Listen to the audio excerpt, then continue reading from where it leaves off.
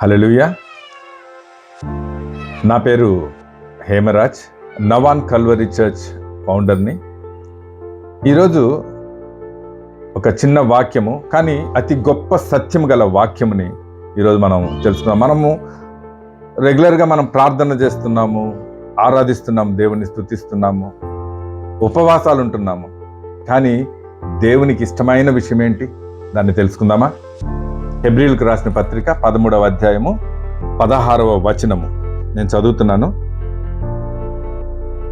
ఉపకారమును ధర్మమును చేయ మరొకటి, అట్టి యాగములు దేవునికి ఇష్టము. హల్లెలూయా.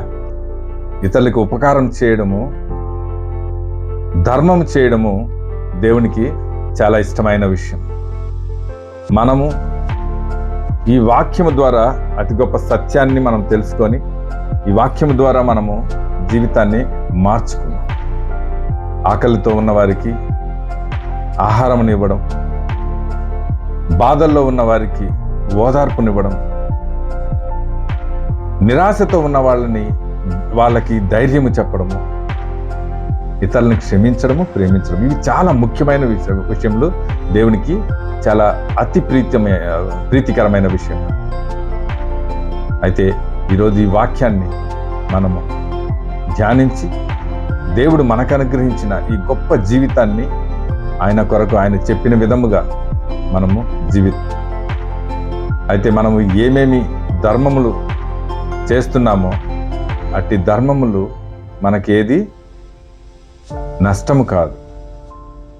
ఎందుకంటే మనము చేసే ప్రతి ఒక్క దానికి దేవుడు మనకి దాని ఫలితంని ఉంచి ఉన్నాడు. తగిన సమయంలో ఆ ఫలితంని మనం పొందుతాం. దానికి కూడా దేవుడు వాక్యములతో చెప్పబడి ఉంది. గలితీయులకు రాసిన పత్రిక 6:9 చెప్పబడి ఉంది. మనం చేసిన ప్రతి ఒక్క దానికి ఫలంని మనము పొందుతాము అని. దేవుడు వాక్యముని మనము ధ్యానిద్దాం.